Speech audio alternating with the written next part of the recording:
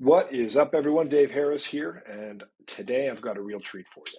I had the pleasure of sitting down with EGR, or Eager as she's known in the art world, and this girl is a force to be reckoned with. She's painting, illustrating, muraling, and just generally killing it and kicking ass in the art game. Get this, she's based in my hometown of Toronto. So you've probably seen her street art all around the city if you're in town. Some of her commercial clients include some real big brands, Tiffany & Co., Volkswagen, Toyota, Tommy Boy Music. She even did a stint creating some sick designs for Fender guitars and Boss Roland pedals for some real iconic Canadian bands like The Tragically Hip and Sloan. She shows off one of her painted guitars in the first minute or two of the interview, and it looks fantastic. Maybe I can get her to do a little something on my old axe. And now, without further ado, here is my conversation with the one and only Eager.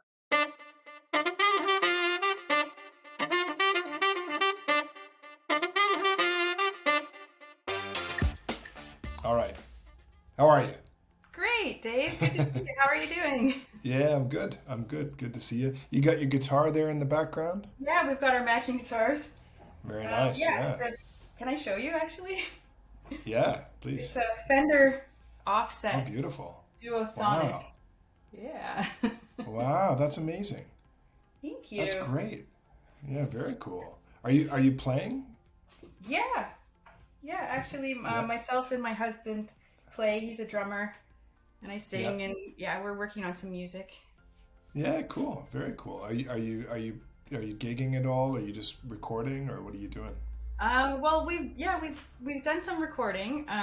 We've since moved, but I'm new. It's only been about maybe 5 or 6 years for me. Right, right, So, okay. yeah, but we plan on it one day.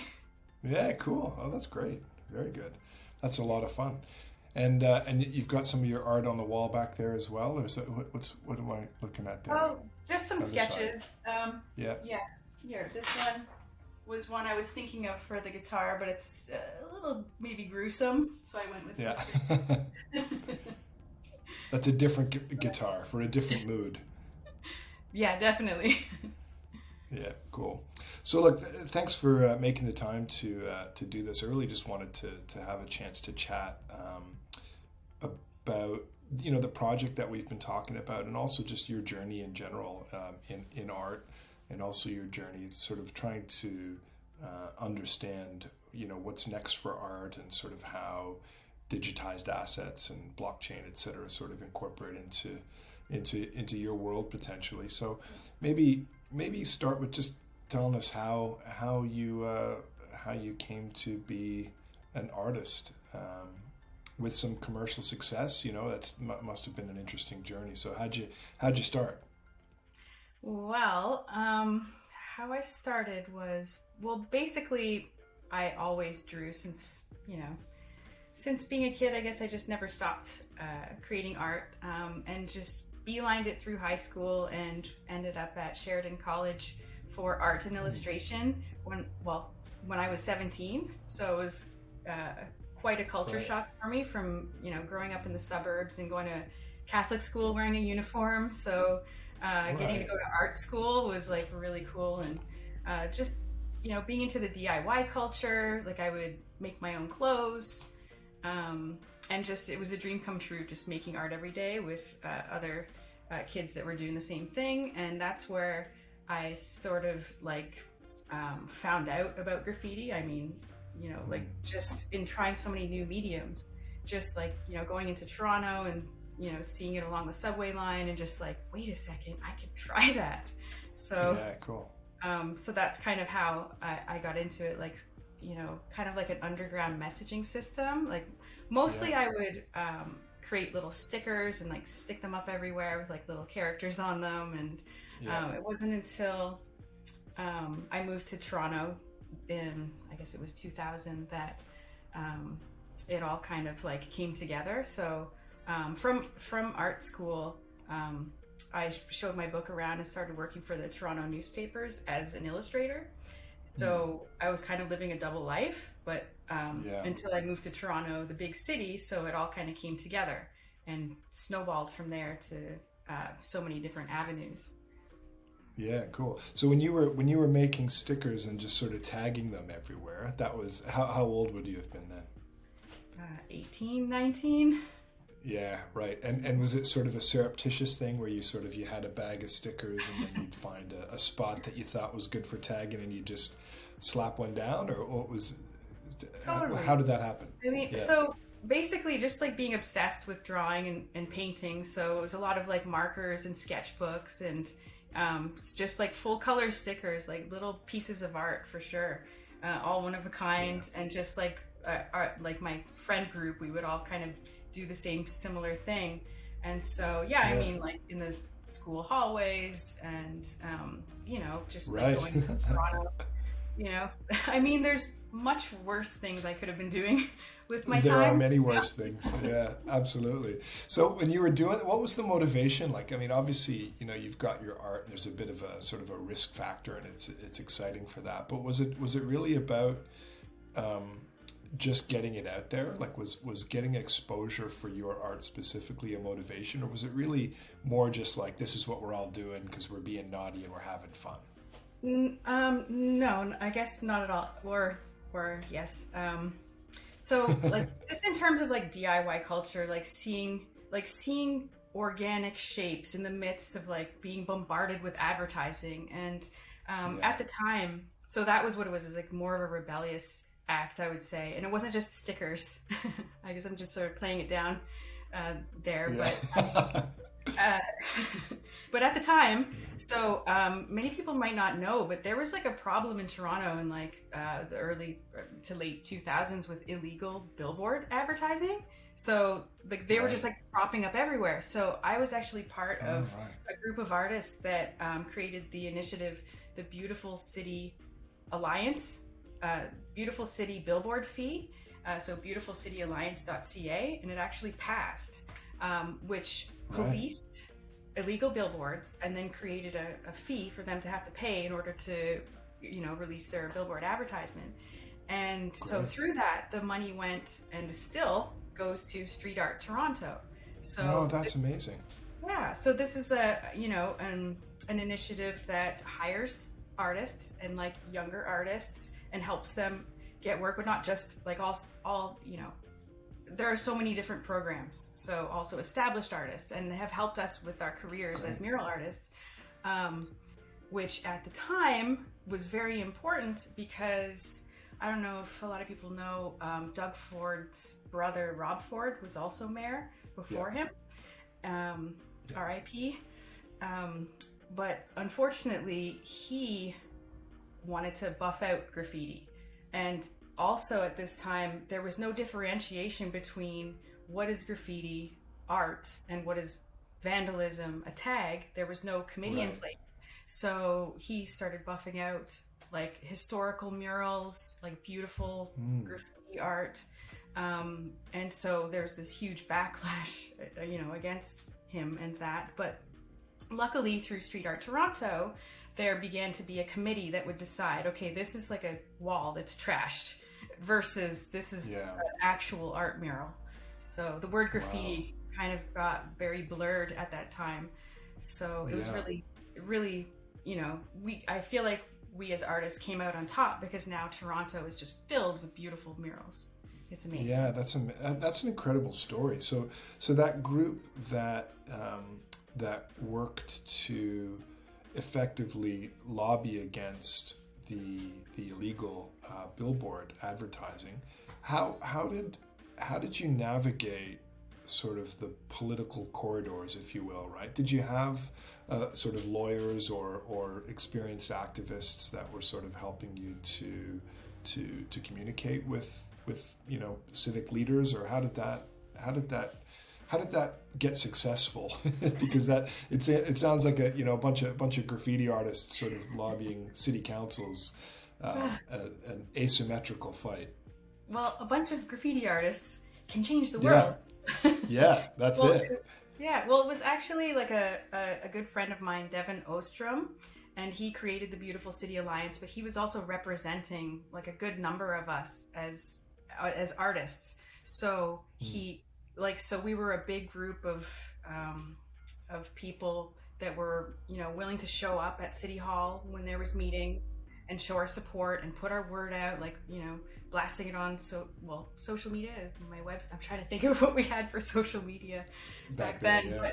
but yes, we had, our mailers and things. So, yeah. So I mean, I don't know the nitty gritty, but we all came together and made it happen. Yeah, incredible. And that program's still running, and those fees that are now generated for billboard advertising are allocated specifically to supporting urban arts, right? Yes. Yeah. Street Art Toronto. Incredible. Yeah, and they Street Art Toronto. Yeah, we just celebrated our 10-year anniversary, and I painted a mural this summer in commemoration of that. So, yeah. Yeah. Amazing. That's great. Well, congratulations on 10 years, and that's amazing. So now that organization, Street Art Toronto, is it still staffed by some of those original sort of activists that made it happen, or it's got a budget for its own administration, or how's that run? Yeah, I mean, definitely it's a lot of the same people and a lot of the same artists. But yeah, check out Street Art Toronto. Yeah, we will for sure. So that got you. So you came to Toronto, and you were working with some newspapers. And then how did you make that step from working as an illustrator for newspapers and sort of going out on your own or building up your own clientele? Well, everything kind of sold itself at that point, but I was. I guess I was very entrepreneurial, and whenever I would know about like a music event that I was interested in, I would try to get in touch with the organizers and see if I could like bring my canvas and set up a little station and paint. And it was often hip hop shows, and I would paint the break dancers and then raffle off the painting at the end of the night. And cool. And also through, I think even before those days, I think it was literally just from having my work on the streets. There was a Much Music VJ that found out about me and got in touch with me through my website and invited me to an all B-girl skate park event. So that it was called, Right. What's it called? Take Back the Decks. So for Cool. women, and so she covered it on Much Music, and so that put me on blast. What was her name? Jen Hollett. Jen Hollett. Right. Jennifer Hollett. Okay, cool. Yeah. And then so that got you some real attention, right? Some exposure. Yeah, and she's active too to this day in different political endeavors. So she's still around and doing big things as well. Right. So, yeah. So, cool. everything in the media just sort of like trickles out and just keeps going. Yeah. And so now you've got, I've had a look at the website and I've had a look at your client list, and it's quite an impressive list of companies, and some blue chip brands are on there as well. How do they find you? How do they work with you? Do you have a team, or you run that all yourself in terms of engaging with the client? Yeah, it's just me. My husband does help a lot. He's helped a lot on the larger scale mural projects, like the safety guy helping with scaffolding. But what you're asking about. So basically, I'm just trying to think of like from then till now. So I think it's because everything that I've done, I'm signing my name on it, and then just keeping up with the community engagement as far as posting like on social media and through emails, and so I think just one thing came to the next. But specifically at that time, so Jen Hollett was a VJ on Much Music. She did a couple shows, and she had me on, and I painted a live to our portrait of Ja Rule. All right. Yeah, and so again, like through TV and being in the media, that helped a lot. But as far as clients go, also having my work in galleries. So through the beautiful city, it was a curator that had us, so he had us do a gallery show, like Art Gallery of Ontario. We had like hype events, like helping young people excel, HYPE. So Yeah.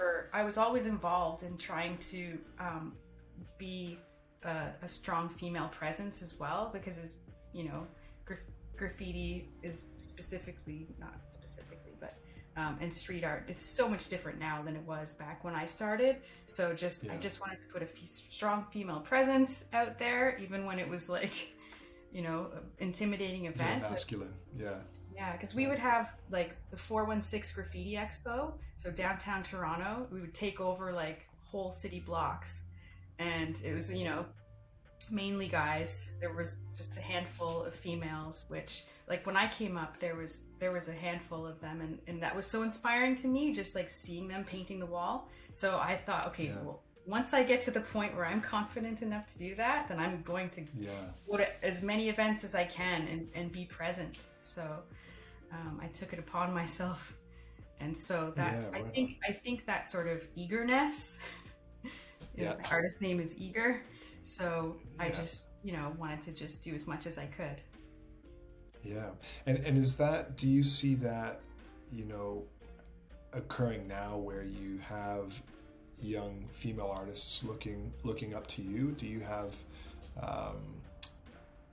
do you have a group of female artists that you're aware of that are sort of up and coming and they're sort of looking to you, or is it now the presence within the industry is not so masculine anymore, so it's now there's no need really for the role model as such? Well, it's interesting that you say that. So I just think of females, yes, like they reach out to me, you know, I guess usually through social media or at events. So that feels really good. So I did some artist workshops, like spray painting workshops at the Art Gallery of Ontario as well. So that was a cool way to connect. But just thinking of, I forget what I was going to say now. So many things, because you asked kind of a few questions there. Yeah, that's all right. But it's still needed. Oh, so there was a contact of mine, Jessica Pabon, put out a book called Graffiti Girls, and it's spelled graffiti girls, GRRLZ, and she interviewed us. So this was I think it was about 10 years ago, and she interviewed us about feminism in the hip hop diaspora. And so many of the girls she interviewed, including myself, did not identify as a feminist at the time, because the stigma around the word was, you know, like, oh, I don't want to be considered a feminist. Where now, like, I've always been a feminist. So I don't know why I thought, you know, I didn't want to be put into that category or something, because it just... Well, definitions have changed, I think, or at least our understanding of the definitions have changed, right? It was to be defined as feminist, say, you know, 15 or 20 years ago, implied almost a radical attitude where, you know, it doesn't necessarily have to be radical. That may be encompassed in the broader umbrella of feminism, but to be a feminist is still, you know, you can be very mainstream, and most people, I think, if you have the conversation and understand a broad definition of feminism, would sort of identify as feminist. Definitely. Yeah. Definitely. So So tell me about your journey from street art, and now you do a lot of work in illustration. Was that something? Obviously, you were doing that work with the newspapers, but in terms of your own commercial business and illustration, how much of your work is spent doing sort of illustration type work, and how much is spent doing, you know, graffiti or murals, or how do you divide your time, and is it your choice or is it the client's choice? I guess I'm all over the place. So, you know, getting my start with newspapers, also magazines as well, like a lot of them from New York and from the States and Toronto, and within the music community as well. So album covers, and, you know, painting on objects as well. So like throughout this all, from illustration to murals, I've maintained my own series of artworks.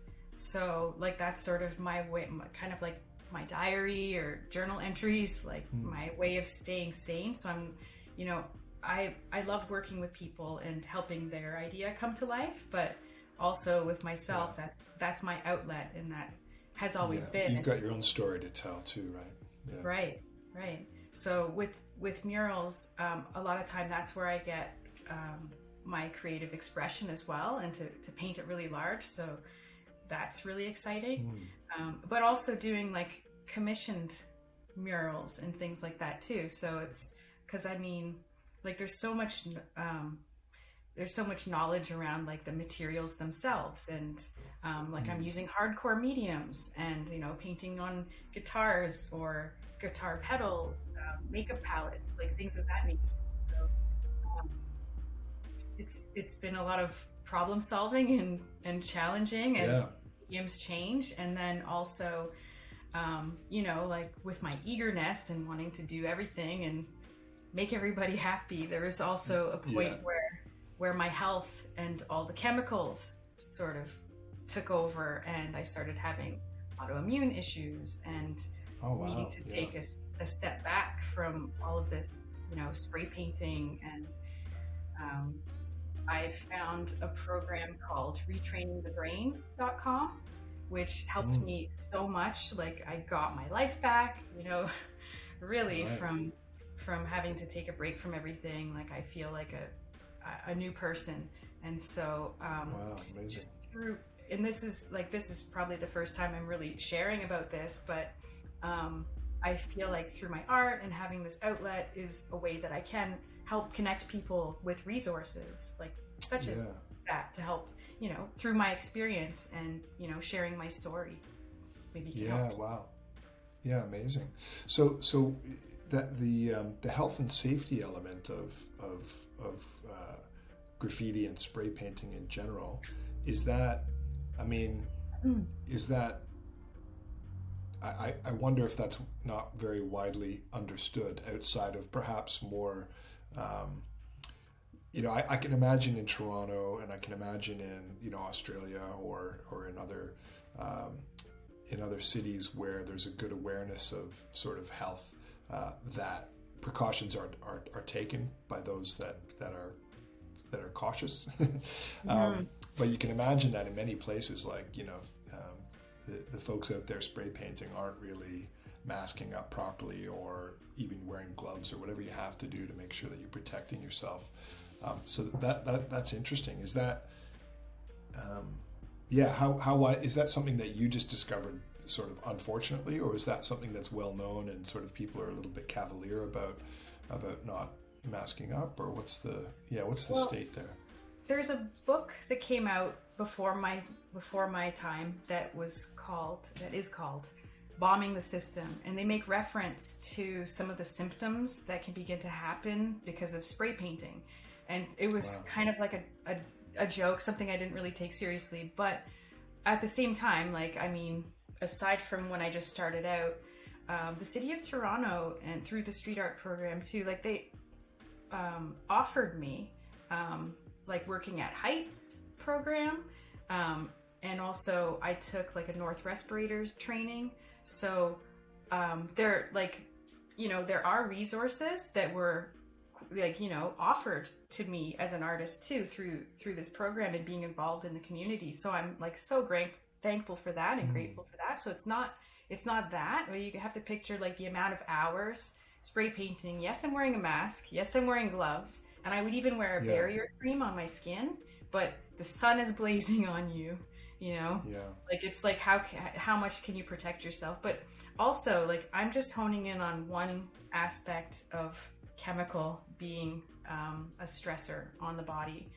And what I learned through retraining the brain and through also cognitive behavioral therapy, through dealing with some of my symptoms, was that it's like peeling the layers of an onion, and that was just like one wheel in the cog, or I don't know what to say, which is one aspect. And also I guess it relates a lot to some of my I don't want to say unresolved, because I am getting help, but for some for a loss in my childhood. So I lost my sister to sudden, unexplained or unexpected death of a child. It's SUDC. Now, if you go to sudc.org, they actually offer free services to individuals and families, like if you've suffered such a loss. And it's like very new, like only 2001 did they begin to establish this group. And at the time, I thought we were told that it was sudden infant death syndrome, and it's it completely devastating. But through that experience, like I've learned like that perhaps that's why I just love making art so much, is because I feel like I can connect with my sister, and she is like the fairies in my artwork and the angel, and that, like I'm in quiet meditation and communicate with her, and it calms me and in all the chaos. So yeah. So oh, that's nice. Yeah. Now the your work that you so in terms of your process when you're looking at those murals, and we've talked a little bit about this in the past, but you're conceiving those on paper, or you draw them digitally first, or what's your process, and then you execute them on a mural, or what's your how does the idea come up, and then how do you plan it, and then how does it go from sort of a thought to a beautiful canvas? Good question. So I often start off like a sketch. Usually it's like a very small little thumbnail, like very suggestive. And from that point, you can sort of see what the whole canvas looks like, because it ends up like on your phone, the whole mural ends up a tiny icon in the end anyways. So starting from a tiny thumbnail, and then I usually scan it in, and then like bring it up in Photoshop and start like making changes to it, like because sometimes I like a certain detail of something, but then the composition is, I need to tweak it. So then from that point, like if it's going to be for a mural, I like having like a physical paper in my hand to look at if it's a mural, and then I put it in like a clear sleeve so it can get covered in paint and the drawing is still protected.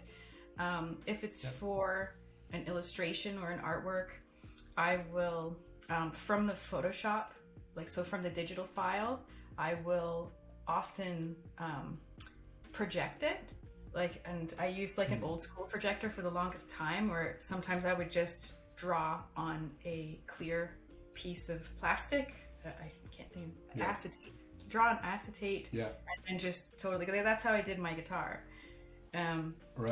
Oh wait, the back of the guitar. Like an overhead projector, like they used to have in school. Yeah. Oh, that's cool. Yeah. I've upgraded since then, so it's good. But right, interesting. So the projector is such a great tool, because if you have to redraw it, you're like losing something about the original gesture of it and the feeling of it. So I love a good projector, and so then from there I'll just transfer the sketch quickly and paint from there. So and then just use the sketch, or I'll have the laptop with the sketch right nearby.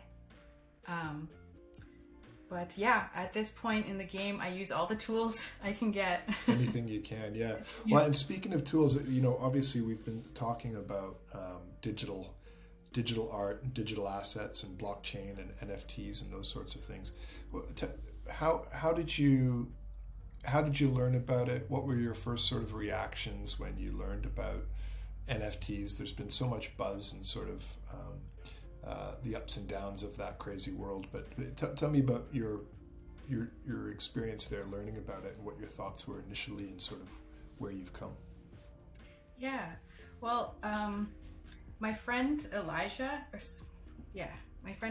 he put me on to NFTs and was just super excited about it, and was just explaining to me about how he sees how it can bring people together, and like it made no sense to me when he was explaining it to me at the time. I was trying to understand, and there's so many possibilities, really, what it comes down to. Yeah. And so, I've been doing more research and now speaking with you about it, and just seeing like all the NFTs come out, and seeing it as a way to connect with people through engaging them and really telling a story. I see it as like a different platform than just social media, where of course there are so many different possibilities and avenues, but as far as NFTs are concerned, I just think that it's just like opening up a whole new like world of possibility. So I'm definitely excited and interested. Yeah, we talked a bit about some of the benefits of sort of authenticity and ownership, right? So if you're an artist, you can essentially prove that is your work, the NFT. Right. And if you're a collector or a buyer of the art, you can have confidence that indeed this is a piece of work by this artist, right? Whereas some of the fraud in the traditional art world is we're still discovering paintings that we thought were old masters that weren't, or otherwise, right? Definitely. But the other part that you've shown an interest in is really how do we handle licensing? How do we handle royalties? How do we handle sort of some of the legal contractual elements of media rights, etc. So have you done much research that in that space, or what are your thoughts around how important is that to you, and how do you see I guess, do you have any questions, concerns, or are you excited about the potential, or all of the above?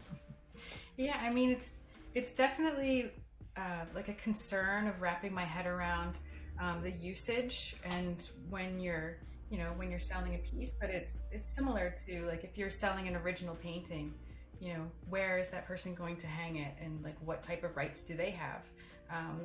Originally, like I would be holding all the copyrights, so it's a bit different in this case, but it's still, because it's like it's protected, it's on the blockchain. You feel confident that you can prove your authenticity, so that feels really good. It feels really secure, and for that reason I see it as the future, because like personally I've had my art stolen and used for things without my permission, and so that's part of the reason why my art is like so small on my website. Like it's one of those things, right. Or like I've had to watermark my art, and that's a whole other issue, I guess, that's going on right now with AI, is that there's a huge backlash when it comes to artists in feeling like their work has been essentially stolen from them and is being used for commercial purposes. So like their art, which I'm conflicted in that sense when it comes to AI, because we have posted our artwork knowing that it's being viewed publicly. So I don't know. It's we're in a tough spot. There's a lot there to unpack. Tell me about your experience first of having your art stolen. What happened in broad terms? You don't have to point fingers and name names necessarily, but what exactly happened? It was just being stolen and used. It was just being like sold as prints without my permission. Oh, right. So I had to track it down and ask it to be removed. And then there's also been issues with our artwork on the streets being photographed and then being reproduced as photographic art, if that makes sense. Oh, right. So, and sold, commercialized. Right. Yeah. So, but like I'm also conflicted there, because there was one show and it was like a little old lady photographer, and she loved street art, and she had printed it on this beautiful medium, and then our artist group issued a cease and desist, and this poor little lady, she's just she just loves our art. So but they were for sale. I see both points of view, and then it's, Yeah, I that's mean, interesting. we'll see what happens over the next few years, but I definitely see how, NFTs can safeguard. Like, Yeah. I can choose what I'm comfortable with, what rights and usage I'm comfortable with, sharing, and Yeah. so that gives me a sense of security. Yeah, yeah, it's interesting. It's not, nothing's foolproof in a sense, but if you are, for example, how you have to pick your battles in a sense, right? And if there was a commercial, if there was a business, for example, showing your art in the lobby of a hotel, well, that to me is obviously something that it makes sense for you to pursue. If it's a little lady, if she's selling it, okay, it's commercialized, but and to some degree you have to sort of make an example, or you have to have a standard, that applies generally. But do you necessarily need to pursue the old lady and make sure that she's not selling your art? Where you fall on that is completely individual. But NFTs, what they allow you to do is to track the ownership and to track the use of the NFT itself, right? So somebody can still take a screenshot and still use that screenshot to go out and print a t-shirt. But what you do have as an artist then is you have that reference to the ultimate ownership or the ultimate authenticity of the asset, of the piece, which is the NFT. And so you've actually got proof. Nobody can then come and say, no, I made that first, that's not yours. You've got this time-stamped, blockchain immutable record that it is yours. But also, if that piece of art itself becomes, in a sense, a primitive from which other derivative works, fall, then you can also point back to that and potentially capture royalties on the uses, etc. So nothing's foolproof, but the ability to actually own it and timestamp it and have it, immutable is I think exciting for artists and for collectors. When you think about your work, where do you have a difference of view on some pieces? You may want to have a really open license, for example, like anybody can use this at any time for any reasons, basically a sort of an open source license. And then maybe other pieces or other collections might be more restrictive. Do you there's a spectrum there? Are you what's your thinking around how that might apply to different works? Yeah, definitely. It's similar to having like an open edition of prints or like a limited edition. So I feel like the artist remains in control of that, and things can change depending on the piece. I look forward to making a new series, and each piece will have its own story and possibly its own usage. So that makes sense to me. And one of the ways I think it has been good to have my work be recognized is like through signing my name, and putting a link on it or that sort of thing. But I like having the control of knowing it's secure in that format. Yeah. You talked about AI. So what's happening? So I've shared with you some of the things I've been doing, playing around with AI, particularly around the chat GPT AI, but also I've played around with DALL-E and some of the other ones that are being used for generating visual art or visual images, depending on how you define art. What are your thoughts there? What are the folks in your artist community thinking and saying around AI? And yeah, some artists are very against it because they feel that and I see this point of view as well. They feel that it's taking from them and like their whole life's work. And I'm saying they, but I also mean myself, because my work is on the internet too, and you can check. I mean, I don't know how long and how many keywords you'd have to type in to check if your if your work in particular was used to train AI in their image making, but it's haveibeentrained.com.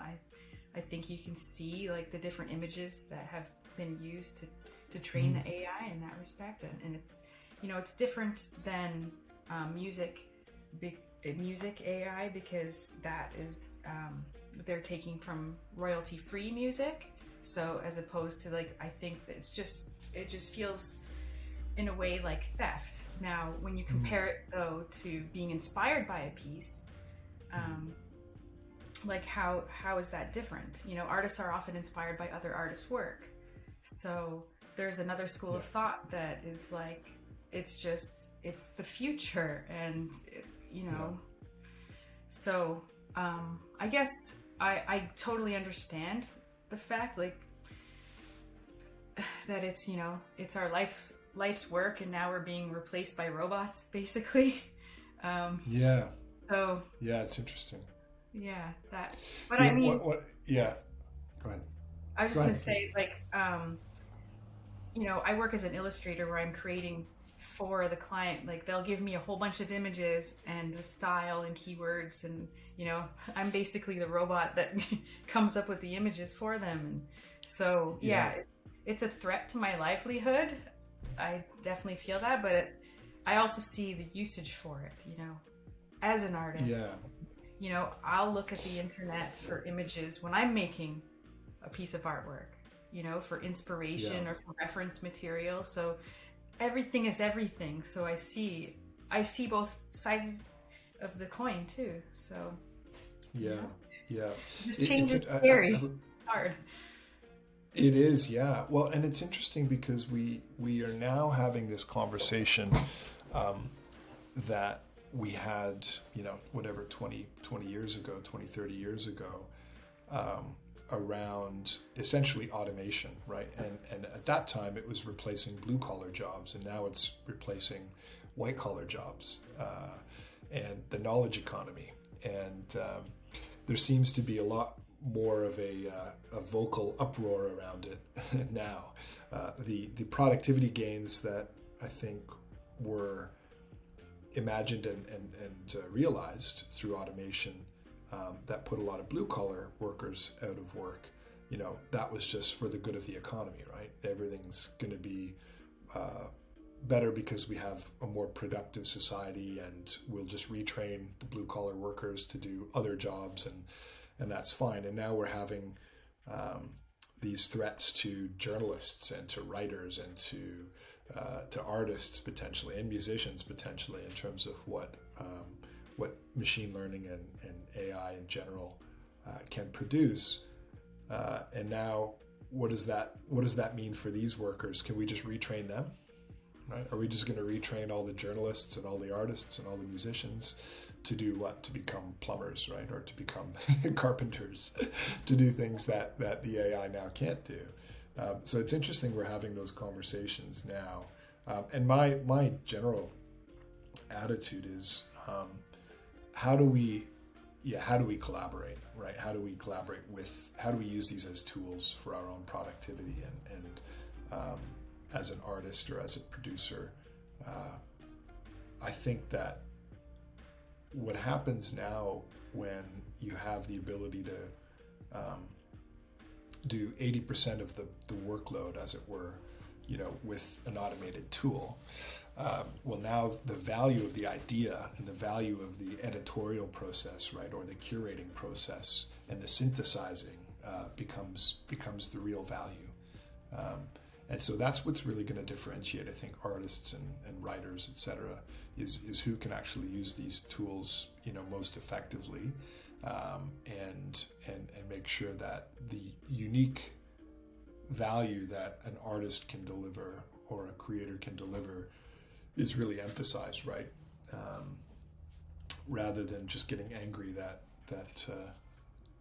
the AI can do it faster, and in some ways better, right? With more relevant, you know, domain expertise on certain topics for the chat GPT, for example, which is interesting. So something you said was something I thought about when we look at, if the AI is essentially going out and looking at all of these images across the internet, whatever images have been used for training the AI, and then essentially sort of mashing those up in order to address a set of keywords that have been input, and pulling from a variety of sources and then mashing them up. And you can even see in some of these pieces of work the artifacts or the remnants of the signature of the artist, right? In these pieces of work, you can see the actual, that was a signature there, and it's all mashed up because it's been incorporated with a bunch of other images. But yeah, there are certainly those artifacts there. So clearly they're using pieces of work that were produced by artists. And how where's the difference between that and between, for example, using a musical theme that you heard and incorporating that into a song, right? Or even a sample, right? For if you look at hip hop culture, if the sample obviously is recognized and it's like a shout out, then the original creator of that may be cool with it. So is it really just a matter of making sure that we give credit to the artists that have been used in any image, right? So if the AI, for example, produced a reference list of works that were used to generate this piece, do you think that would be acceptable?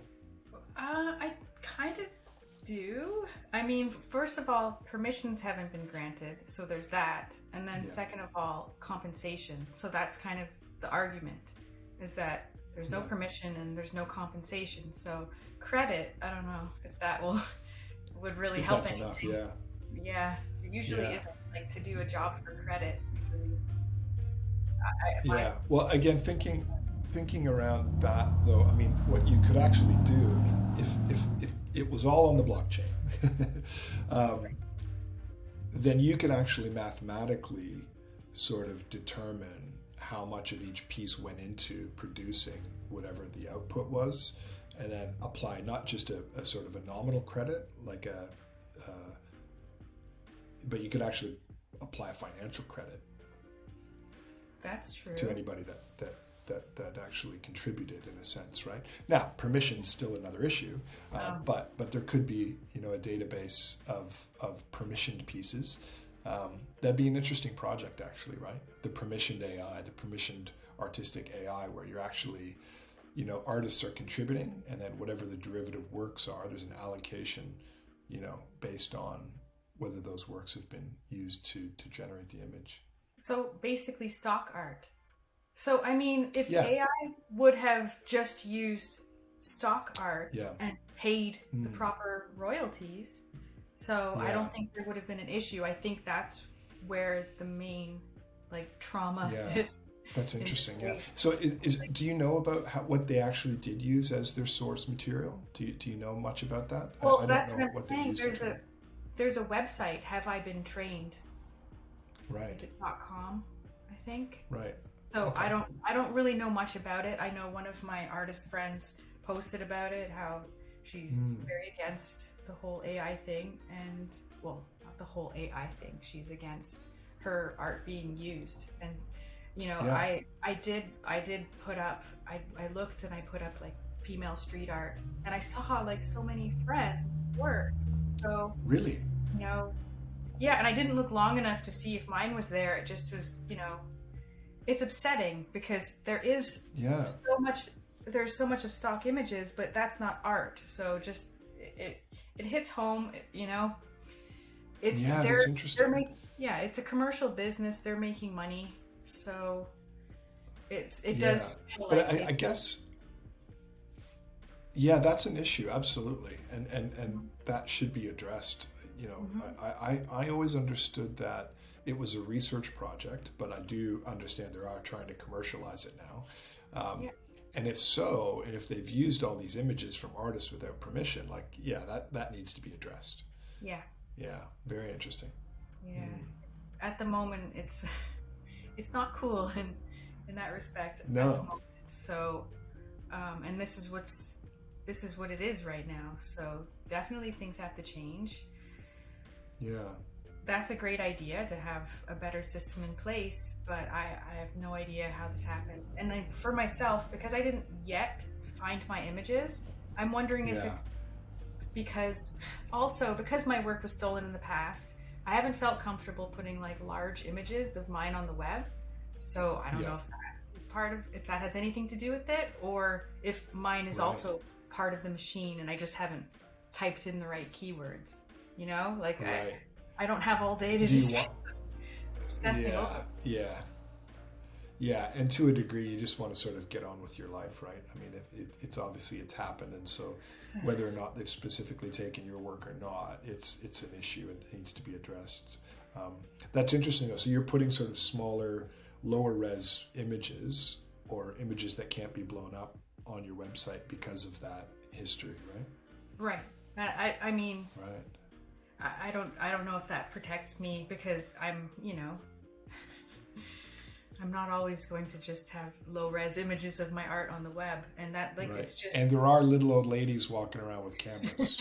right, exactly. Gotta watch out for those. Oh. You know, I see both sides, but you know, because I'm an illustrator, I definitely like I'm kind of I am on that side that it's not right that our work was taken. Yeah. If there's a way we can fix this in the future, if there needs to be some sort of backlash to raise awareness, that's why I'm speaking about it now. So. Yeah, that's interesting. Yeah, interesting. All right, tell us about your project, your project that you're conceptualizing, and sort of where you're at, what you're excited about, what you're concerned about, where's it going, when's it gonna drop? Oh my goodness. So definitely still in the planning stages, a lot to figure out, especially with this whole AI versus artists issue right now. It's a lot to figure out. It's a fine line, but as far as NFTs go, I do see it as a way to be more protective of my copyright and be in control of the usage and the rights of my art in that digital realm. So when it comes to putting out my own NFT, I'm excited to work with the Art Bank for and art boards. So to create like a digital art that will eventually become a physical, either in the form of a larger scale canvas or a mural. So I have been working on a piece, and it has a lot to do with you know, with my story, in dedication to my sister that passed away, and to memorialize her, which has been very healing, and to also tell the story and perhaps connect people with that resource that I have just recently found. So like if someone has suffered a loss of a child, it's SUDC.org, I believe. Yes, sudden unexplained death of a child, and so that makes me feel really good, and that there's a way to connect with people and help them, but also for myself, like it's definitely helping me in my healing journey. And so releasing this as an NFT through artboards, I'm excited about you know, creating the physical aspect as well. So like a larger scale canvas, maybe also a mural in the future. Yeah. And so that's really interesting to me too. So what I've been learning about NFTs and putting it on the blockchain, so it's like it's there, you know. The issues that I have had personally, you know, facing my own mortality and dealing with illness and overcoming that, it just makes me feel really good to be sharing that story as well through the artwork. And a lot of these stories I haven't really shared before, and now I feel like it's a platform for that. I feel like through everything we've been through in the past few years, we're now like connecting and, you know, being more vulnerable, and I feel like I'm being more open and honest about some of the challenges that I've faced. And so through producing my artwork in this way and releasing it as an NFT, I'm just like excited for what's to come, and I see all the different possibilities, and that, you know, not to mention the artwork itself and the series that I would like to create, but the different ways of releasing them, and, you know, from different editions, whether it be rare or a series. You know, there's so many possibilities. Yeah. So I'm definitely really excited about that. Yeah. So something we've seen in this space is that the more that creators have a story, and a story that is alive, and it comes from, you know, it comes from sort of a rich history, but also it has a rich future, in the sense that, you know, you can produce different works, and you can produce different narratives that grow out of that project. I mean, that's really where we're seeing communities rally around artists and really get engaged with these projects, right? Yes. And so it's one of the things that's really interesting about this space is that the artist and the community can really have a dialogue, right? And a really collaborative dialogue, right? If you're creating these pieces and these characters and these stories, well, people really get caught up in that, right? And they can, you know, you can take them on a journey, but they can take you on a journey as well, right? By having that exchange and having those conversations. So that's going to be an interesting thing, I think, for you to experience with these pieces. Sure. For sure, and the collaborative aspect of it as well. Like, just coming up within the hip hop community, a friend of mine, Unk Funk, has released like a lot of works in collaboration. Like he's in collaboration with different street artists. Cool. Well, or he's working on that as well, I think. But just the idea of like music NFTs, and also having like you know, collaborative, the different avenues for collaborative opportunities is just really exciting. Yeah, absolutely. Yeah, and some of the pieces, you know, you could have audio embedded in your visuals as well, right? You can do.